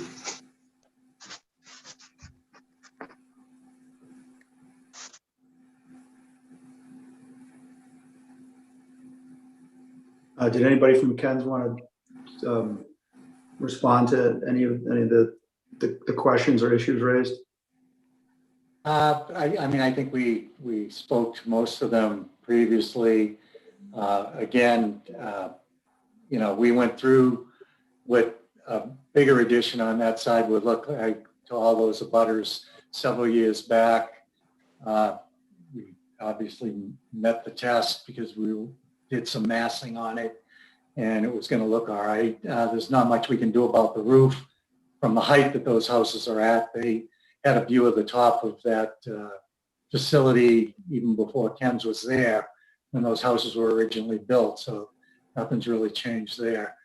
As far as, Can I just ask you, Mr. Pizzoni, when you got the variance for the height, there was active screening put in place above Deerfoot, was it not? Was that in the neighborhood on the other side of Deerfoot? That's what I read. Yeah, I was going to follow up with that very specific point because what was that, the 2016 decision? That was for the variance because of the height. We were going to 65 feet. Yeah, and I remember there being a screening condition. Yeah, that was in there. Was that followed through with? We didn't build it. Oh, that's right. I'm sorry. I knew that. I just forgot. Yep. Yeah. No, and that's why it was put in, was because the extra height and everything was going to bring it that much closer to them. Obviously I disagree with some of what Debbie said. I don't want to get into it tonight. I thought we've had a good rapport with her in the past, trying to address things. I was kind of taken back that, her letter came after I had spoken to her in March because, I thought we were working cooperatively together and Ken's would continue to do that. I don't think we're adverse at looking at some sort of maybe screening or something like that. But we want whatever we're going to do to be effective. And relative to the point about the pandemic, the pandemic's hit, but our baseline is a lot lower because of the pandemic too, because there's no sound out there. So you got to take real life situations on what the baseline would be that we'd have to eclipse under the DEP standards. And I know it's not whether we exceed the DEP standards by 2 or 3 or below them 2 or 3. There's an issue to some people here that they're hearing noises. I was surprised to hear that the Orchard Road people tonight were saying that there were some issues there because the building department, every place you're supposed to turn to make those complaints, we've gone and we've checked to see if people have been complaining, and they hadn't been. So a lot of this is news to us. We're happy to think about it and look at it and talk to the owners to see if they're interested or would be willing to do some screening. And I guess we'll have to address that at the next meeting. So are you asking to continue it, Mr. Pizzoni? Well, I don't think we'll get a vote or there's too many people on the sidelines as well at this. I mean, I think you guys need to digest what you've heard. We need to digest it, and I think, I don't know, I'm gonna hazard that coming up with conditions that would be adequate here would be a little bit of a struggle. I mean, I think we might come up with some normal things to say, put in a sound wall, put, huge arborvitaes. You're telling us that won't work. So I would certainly rather not, agree to a decision with conditions that are not appropriate. I would agree that it does feel like you need, maybe a retreat and regroup with the neighbors is what's called for, or perhaps further study with,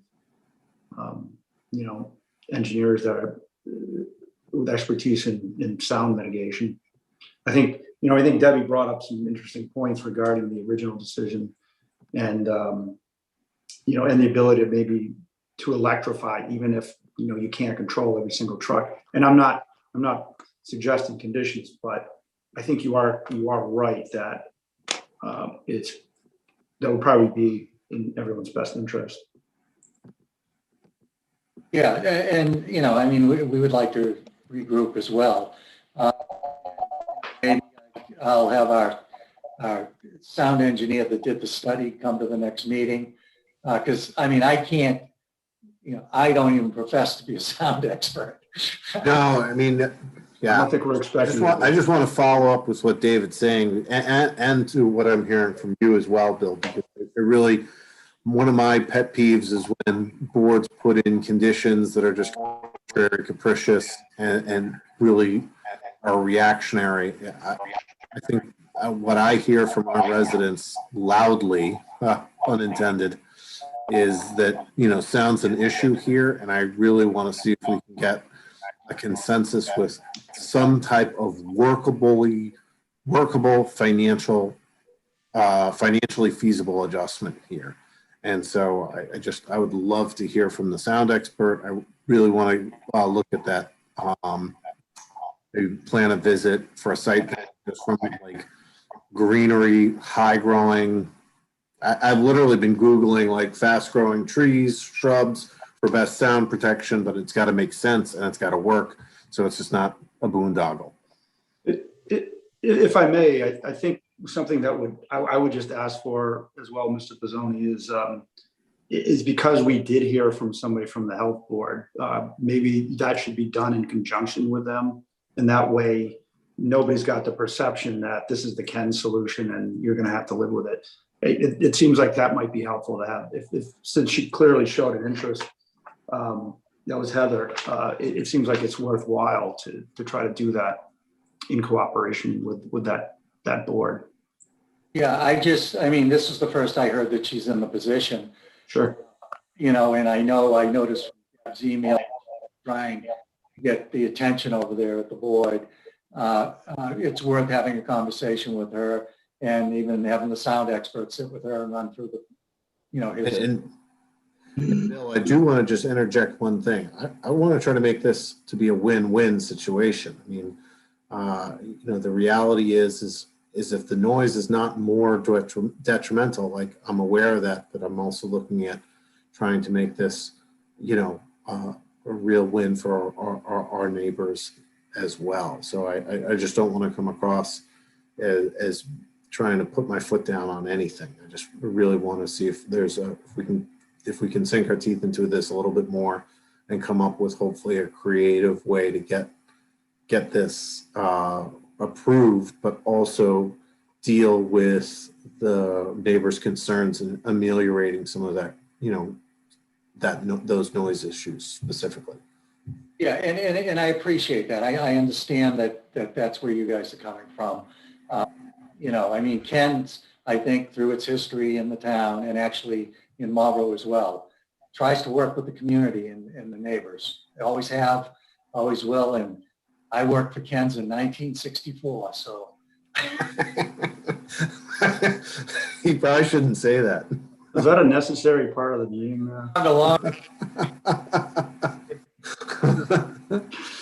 So this is Craig Nicholson. There was that comment about the trees along Deerfoot with the past expansion. And you said, obviously you didn't build it, so you didn't put them in, but that it was there strictly because of the height. I'd probably say that wasn't the only reason, but because you were asking for height, it got maybe addressed that way. So maybe think that those might still come back on the table. And again, I think if it's, I was just Googling, like you use an evergreen type of tree, again, I think it could be a both. You know, is it, you know, from both a visual and more importantly, a sound. We really want to absorb some of that sound as much as possible. So what do you think is required for time here as far as the continuing the hearing? When do you guys normally? It's usually the third Wednesday, correct, Katie? Yes, our next meeting is May 19th. All right, why don't we shoot for that? I mean, if we haven't got a resolution or gotten very far, I mean, COVID still does impact some of the things we can do on a timing perspective. We can agree to continue it again at that point. Katie, how far out do you have for time? I don't want you guys to run into a problem. Because it's continued, we don't need to do any postings. So you can let us know maybe a week before when we post the agenda. That would be great. I would need you to, or someone to come in to sign the continuance papers at some point tomorrow. Can I do it electronically? Probably. I can ask the clerk. Because, well, actually, I'm going to be in Southborough tomorrow, so I could swing by. All right, I'll be in contact with you. All right. Thank you. Bill, is 1 month sufficient? I mean, it sounds like there's several meetings and some discussions at Ken's. Is a month going to be sufficient? I'd like to push it on my side if I can. Obviously, if it can't be done, I'll get back to you sooner than later. So we know. I don't want you to have it on the agenda item that night if that's what's going to happen, and have you guys. Well, actually, you'd have to continue it, I think, right? Yeah, but it'll be quick. That would be quick. That wouldn't be a big deal. It's just Exactly. convene to continue. So. Yep. Okay. All right. So the decision is or the request is to continue. Sorry. Yeah, I just want, if Bill can make a specific request, just so we have that for the record. Sure. I request that we continue the hearing until May 19th, 2021 at 7 o'clock. Yep. Mark? Do we need to make a motion on that?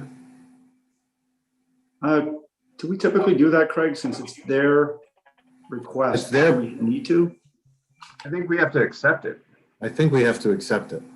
Okay. Motion to accept the petitioner's request to continue the hearing to 19th. Okay. We have a motion. Second. You guys could have just continued it. All right. Just cover our bases on that one, but just to be sure. But yep. Okay. We need to vote on that then? Yes. All right. We have a motion and a second. All in favor, respond with aye. Michael? Aye. Paul? Aye. Doris? Aye. Craig? Aye. And Williams, aye as well. Okay, so that's continued. That takes care, doesn't that address the hearing? It does. Thank you. Thank you. All right, thanks everyone. Thank you all. Thank you to the residents, everyone who showed up. Thank you to the petitioners. Talk to y'all soon. Thanks, everybody. Thank you. Do we have minutes? We do. Yes.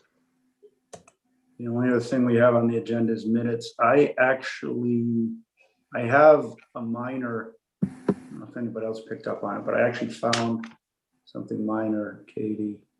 Let me see if I can find it now. It's in the second one. Should I bring Debbie back over? Yes.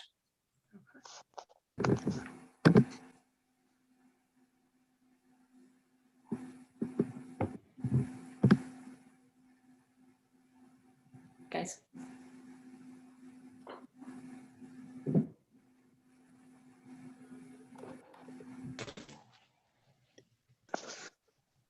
Our audience really thinned out.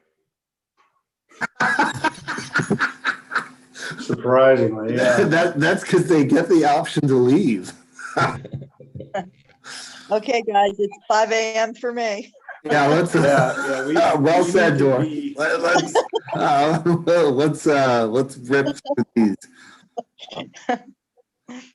And thanks for showing up. Damn, 5 a.m. You're better than me. Yeah, it's my clock flipped over to the new time zone, so it's a bit of a stretch.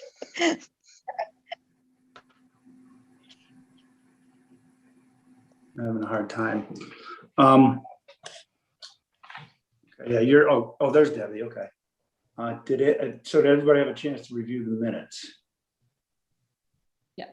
Yes. Like I said, I found some minor typos, I think, which I should have sent you earlier, Katie. I'm not finding it now. Apologies to Doris. Excuse me? Actually, he's just saying he's sorry. Quicker. Well, I mean, in all honesty, Doris, we have the full board sitting here, and approving minutes is not necessarily something you need to participate in if you're. Oh God, please give me that would be great, because I'm headed somewhere. I got about 3 hours that I can get. I'm doing something tomorrow at 10 a.m. Right there. We'll take care of these exciting minutes. Yeah, agreed. Great. Thanks so much for joining us. That's awesome. Yeah, Thanks, Doris. Take care. Have a good evening. That was awesome. Yeah, Great email and comments, by the way. Those were great. Yeah, I dug into this once, so I'm looking forward to the continuance, and I don't know if I'll be serving. No, you're right. Maybe not being 8 hours ahead. Yeah, Doris, you actually will need to sit on the continuance. That was the question. Yeah, that's my. You will. Okay, I'm back, and granted, I can get on the plane. I should be back in the U.S. No matter what, you have to test back into the U.S., but don't get worried. Awesome. Okay. Well, thank you. All right. Take care. Bye-bye. Hi, Doris. Bye-bye. Good night. Good night.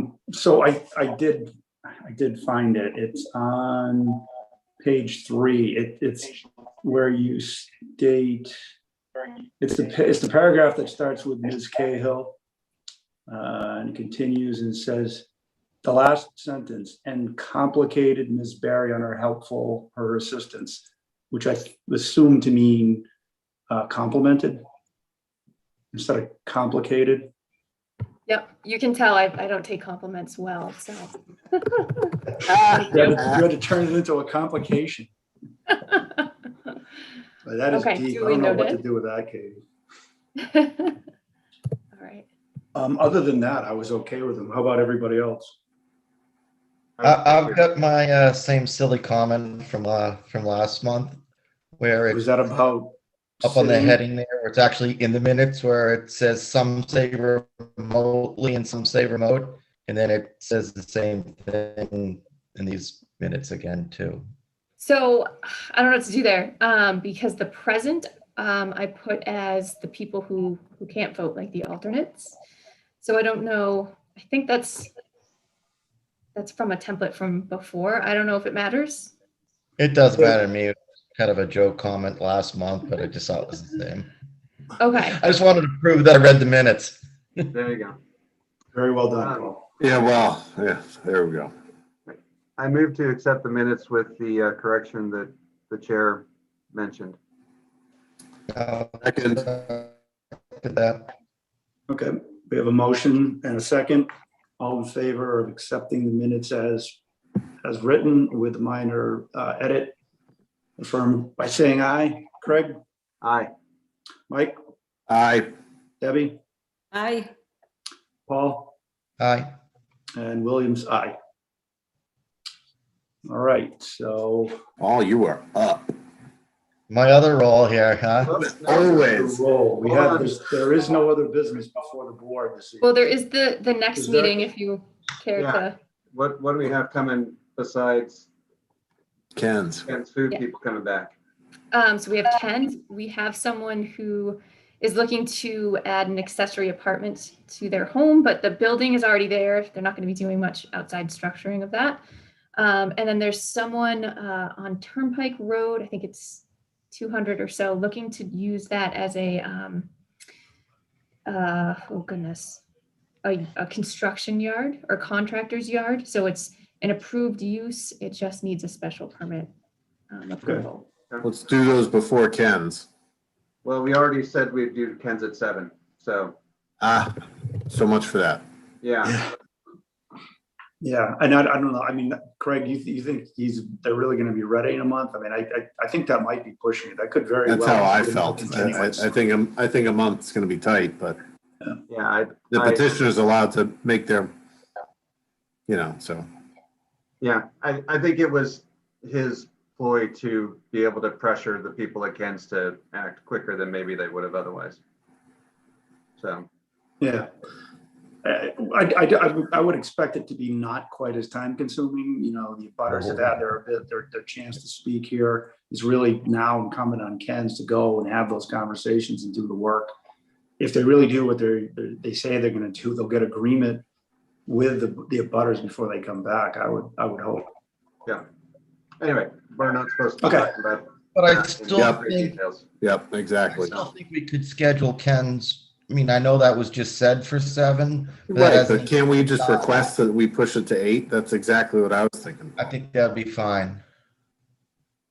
Ken should verify that. Ken's isn't going to care, and otherwise we're going to torture the other 2 applicants for a solid hour. Do those other 2 applications don't seem to be like overly time consuming or complicated, or? You never know. I don't think so. I don't know about the You never know, contractor but yeah. But it's unlikely. Ken's is complicated, though. It's I unlikely to be that Ken's will take some time again. Yeah. So I'll check with the town clerk. And see. Yeah, I know that that's what was said. I don't think reasonable minds could agree to agree to a later time. Yeah. We just said. You want to check that with the town clerk, Katie? Is that what you're saying? Yeah, I can check with him, and I wonder if even Bill could just send a letter saying that that's Yeah, okay. if Bill comes in the office or if he communicates with you electronically, just be like, hey, we talked to the board when we were doing the minutes, and can we have 2 other petitions, can we not push And those? I also Hopefully be less intense. Yeah, no, guys, so let's figure out what we're allowed to do. And then Katie and Dave will talk about it and make a decision, because we're not going to talk about it as a group outside of this area. So, Craig, I believe we're allowed to do something. The other option is that we ask Ken we open up Ken and we ask them to continue and let the other 2 go first. Yeah. So we can handle it in the meeting. But I agree. Let's first check with Jim, see what we're allowed. If we can do it. You probably are right, Paul, that we can talk about logistics. Sorry. No, I'm saying logistically, you can do something later. You just can't do something earlier because people wouldn't have been there in time to see it. And if you open up Ken's and then have someone, then you'd have to give them a time slot. We couldn't start to the time slot anyways. Yeah. So, anyway, let's let Katie and Dave figure out what's allowable. Okay. Because the last thing we want to do is do some very simple scheduling thing that, checks a box that makes everything open to appeal. You know what I mean? Yep. Paul. Okay. Now it is your turn, Paul. It's your turn, Paul. Do it. Oh, I'd like to make a motion to adjourn. Second. We have a motion to adjourn and seconded. All in favor with aye. Craig? Aye. Mike? Aye. Deb? Aye. Paul?